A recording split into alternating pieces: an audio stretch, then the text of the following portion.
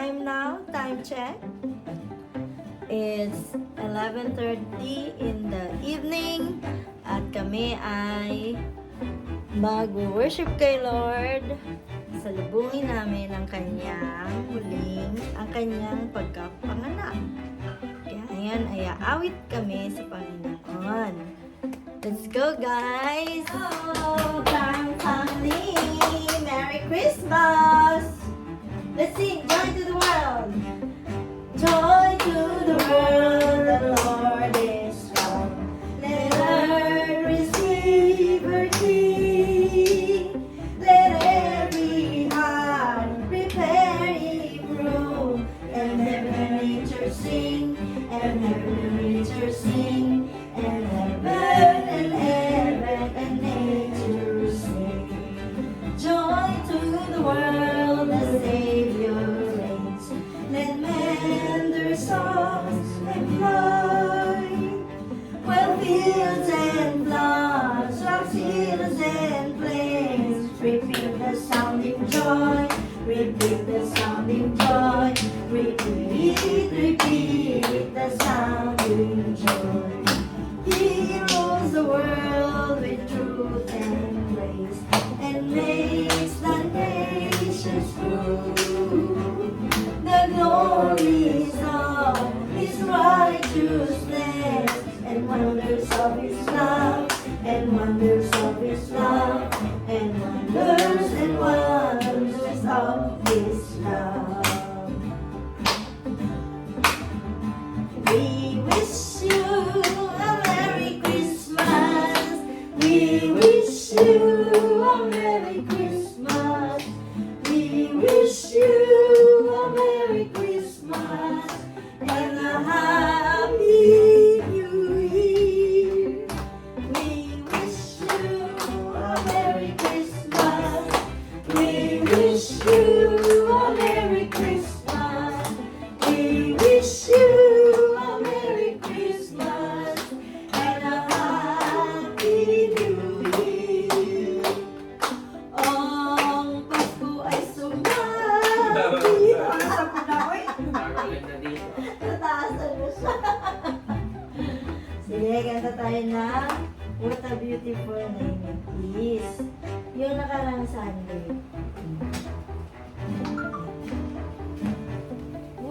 Anong kigayon din?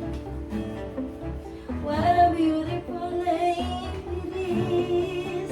What a beautiful name it is. The name of Jesus Christ my King. What a beautiful name it is. Nothing compares to this. What a beautiful name it is. The name of Jesus. Verse tayo. You are the Word at the beginning. One with God, the Lord Most High. Your hidden glory in creation. Your hidden glory in creation. Now revealed in you, our Christ. What a beautiful name it is. What a beautiful name it is. The name of Jesus Christ my King. What a beautiful name it is. Nothing compares to this. What a beautiful name it is. The name of Jesus. Wonderful. What a wonderful name it is. What a wonderful name it is. The name of Jesus Christ my King. What a wonderful name it is. Nothing compares to this. What a wonderful name it is. The name of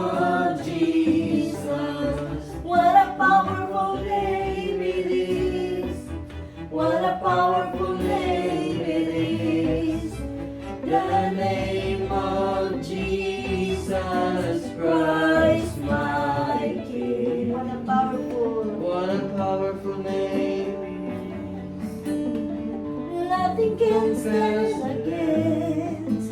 What a powerful name it is, the name of Jesus. Joseph, lead us in prayer.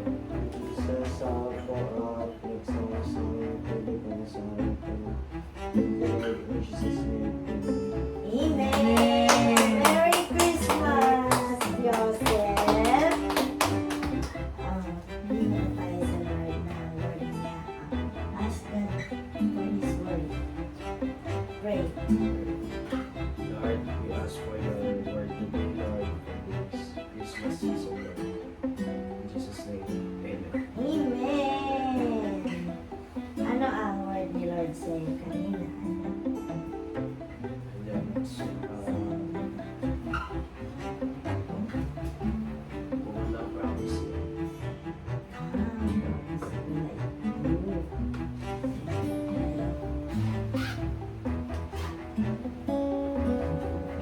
Ito din. Word ka ni Lord.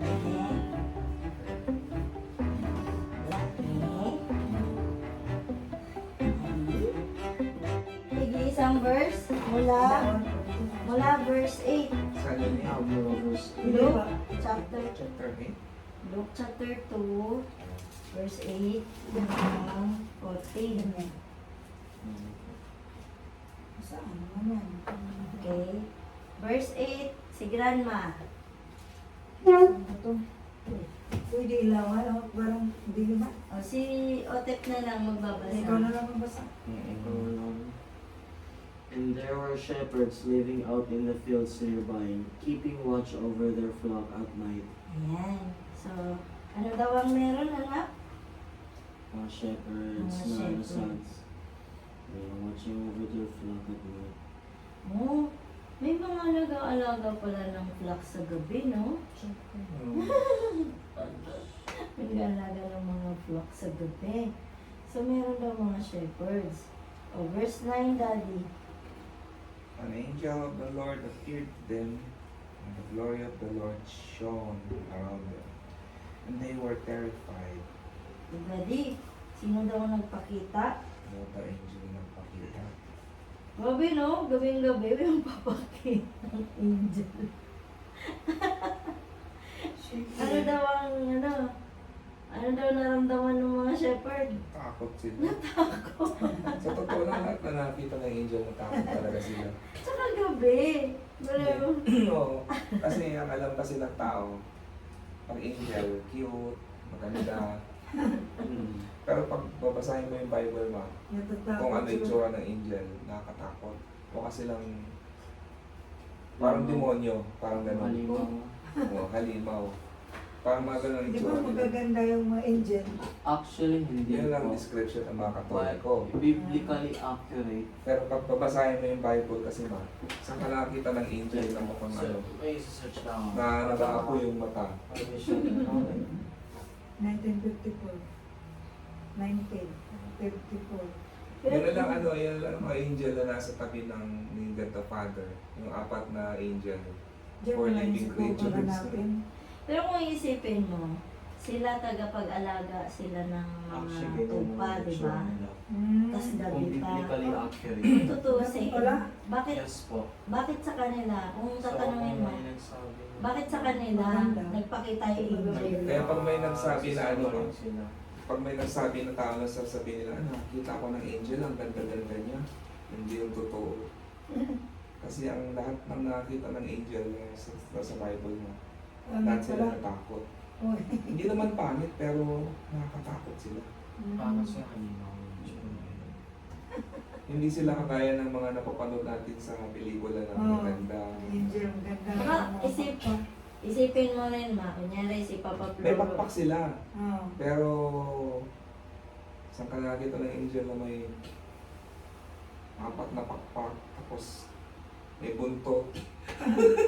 Yung iba, tapos yung iba mukhang leon. Tapos merong maraming mata, di ba? Nakakatakot yun. Sa ano pa nga lang, white lady nga lang na di ba parang natatakot na sila. Kaya ako mas sa mga angel na makapangyarihan. Tsaka ano, isipin mo, kunwari, ang story na to, bakit sa shepherd nagpakita, di ba? Imaginin mo ma, nasa bukid kayo, bakit kayo yung mga nag-aalaga ng mga manok doon? Bakit kay Papa Floro papakita yung angel? Why not sa hari? Why not Bakit hindi sa king? Bakit hindi sa presidente? Why not sa mga Bakit hindi kay Birata na mayaman? Sa mga na mayaman. Diba? Bakit ano, mahirap or something? Mhm. So, verse 11, Kuya Dave. 10. 10 pala, 10. But the angel said to them, "Do not be afraid. I bring you good news that will cause great joy for all the people. Ayan. So, Kuya Dave, anong sabi ng angel dun sa shepherd? Huwag kayo matakot. Oh, daw matakot. Very good. At ano naman daw ang dala niya? Magandang balita. Oh, magandang balita. Bakit naging magandang balita, anak? Magiging great joy sa lahat ng tao." Oh, great joy.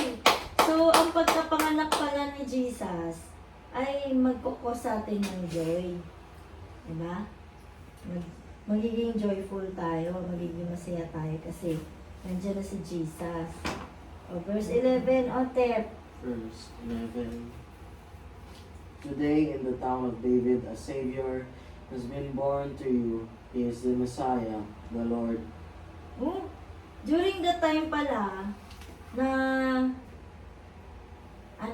during that time na pumunta yung angel, nagpakita yung angel sa mga shepherd. Yun na rin pala yung time na nanganak na ipanganak si Jesus, no? Parang synchronize yung story. Daddy? Actually, meron na ano, mga visual na possible. So, Talagang view. Diyan, Ote, bakit daw magiging great joy? So, saan nandiyan yung Messiah sa Jewish culture kasi, ayun, Messiah ang pinakahihintay nila eh. Since siya raw mag-save sa Jewish people. Yes, Savior has been born. So, imagine ninyo, no? Nasa kabilang lugar si Jesus, tapos yung shepherd nasa kabilang lugar. Tapos ibinalita ni angel na ngayon mismo, pinanganak na si Jesus Christ dun sa mga shepherd. Tapos, magtataka ka, bakit kay shepherd niya ibinalita? Yun. Oh, Daddy, verse 12. This will be a sign to you. You will find a baby wrapped in clothes and lying in a manger. Yun. Ano daw ang inutos doon sa shepherd? Daddy? May inutos ba? Makikita kayo ng sign, sabi niya. You will find, may makikita daw kayo na baby na balot ng damit na nakahiga sa sabsaban ng mga hayop. Ayun. May inutos, may instruction. Pupuntahan ng mga shepherd na yon ang isang baby. Kasi syempre hindi man pwedeng pumunta yung baby sa kanila, di ba? Paano na makikita yung Lilipad baby? yung mga symbol. Sa sabsaban, tapos biglang Tumayo yung baby. Lilipad na mabagal. So may calling pala yung shepherd na yon. Pupuntahan daw niya Mag-levitate. yung baby na wrapped in Black clothes magic. and lying in a manger. Oh, verse 13, pwede. Suddenly, a great company of the heavenly host appeared with the angel, praising God and saying, Oh, sino daw ang dumating? heavenly host. Heavenly host? Ano pa yung itsura ng heavenly Company. host? Great company. Pwede ang dami-dami nun, di mas lalo silang natakot. Batalyon ng angels. Batalyon yun, dumating. Grabe, no? Great company raw. So, Ayun, baka nga mas marami pa sa batalyon. Yeah. Amazing. Parang choir or something. So, ganun sinalubong talaga ng mga angels si Jesus Christ na pinanganak. Tapos, hindi lang yon, di ba? Battalion of angels yun, di ba? Ano daw ang ginawa ng mga angel? Praising God. Nag-praise God. Kaya kanina, anong ginawa natin? Praise and worship. Nag-praise tayo kay God. Diba? O ano ang sabi Daddy sa verse 14?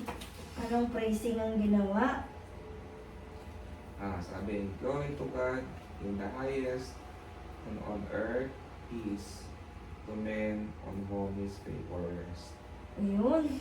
So, pinangrangalan nila si God in the highest.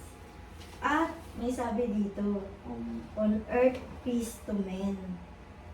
Diba? Peace. Magkaroon daw tayo ng peace, kapayapaan. Kasi, sabi dito, on whom his favor rests. So, tayo daw ay favored ni Lord. Kasi, narinig natin yung yung good news na si Jesus Christ ay pinanganak. Praise God. Pag nasa iyo sa atin si Jesus, may gulo ba o payapa? Payapa. Pag si Jesus. Oh, ano na sunod? Verse 15. Kuya Dave.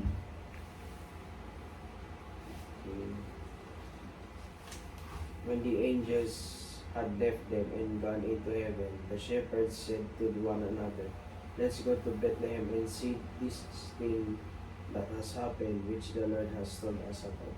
Ayan. Iisa lang ba ang shepherd? Parang marami sila. No? So, umalis na raw ang angel. Tapos, biglang nawala. Gone into heaven. Umalis na daw sila. So, anong ginawa ng mga shepherd? Kuya Dave? Saan sila pumunta? Bethlehem. Sa Bethlehem. Kasi may binilin sa kanila si Lord through angels. So, anong ginawa Kuya Otep? Verse 16? Verse 16. So, So they hurried off and found Mary and Joseph and the baby who was lying in the manger. yun.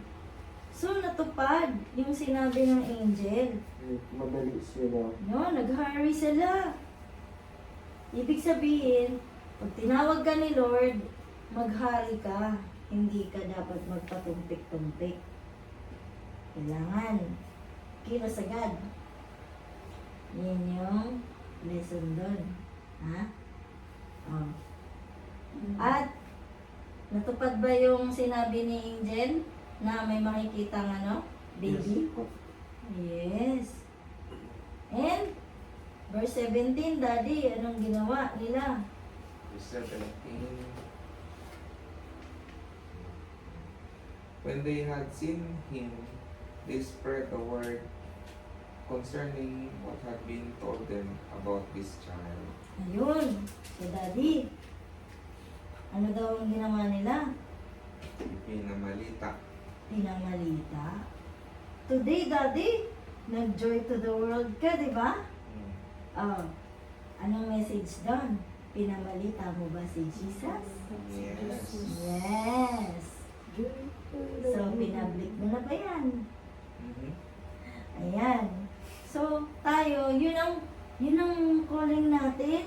Ipamalita si Jesus kasi siya ay pinanganak. O, nag-share na ba kayo sa inyong mga classmates today ng Merry Christmas? Christ is born?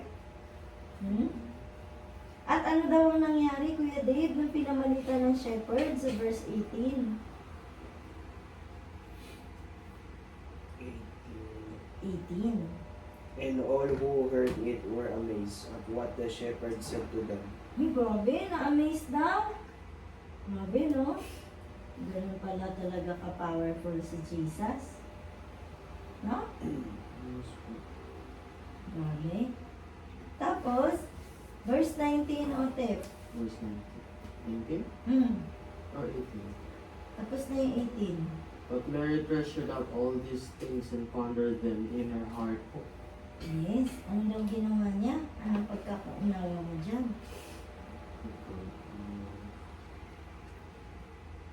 Treasured up all these things. Ewan ko. Kasi Or inisip ko sa- na-overwhelm si Mary. Kasi nga, syempre na-amaze din siya, di ba? Dahil may dumalaw na shepherd. Tapos, nakakamangha yung mga nangyari, yung mga tao, na-amaze, naniwala. So, bilang nanay, naano siya, namangha siya, at itinreasure niya, parang kinip niya yung ganong, yung pinahalagahan niya, yung ganong mga pangyayari. So, verse 20, Daddy, yun na daw ang ginawa ng mga shepherds after all. The shepherds returned glorifying and praising God for all the things they had heard and seen, which were just as they had been told. So, ano daw ginawa nila, Daddy? Bumalik daw sila, nagpuri, nagpasalamat sa Diyos dahil sa mga bagay na narinig at nakita nila. So, ang message dito, nung nakilala natin si Jesus as our Savior, anong napansin ninyo? Nag-serve kayo kay Lord. Ikaw kumakanta ka. Ikaw nagte-teleprompter ka. Ikaw tumutugtog ka. Daddy, ako kumakanta. Kasi like shepherd, bumalik tayo at nag-glorify tayo sa Kanya. Yun yun. Yun yung importance nun. We are not just serving the Lord just because gusto natin, but we are glorifying Jesus because He is our Savior. Yun yun. The Miss Universe! Marceline Grandma! Si Grandma, siya, oh. Saya, kahit mag-isa lang. Merry Wala dito sa Christmas, kwarto. Grandma! Ayaw sumama eh. Ayan. Ulam namin. Salmon with creamy sauce and broccoli. Ito naman yung inihaw na baboy. Salad. Muscat. Muscat grape. Muscat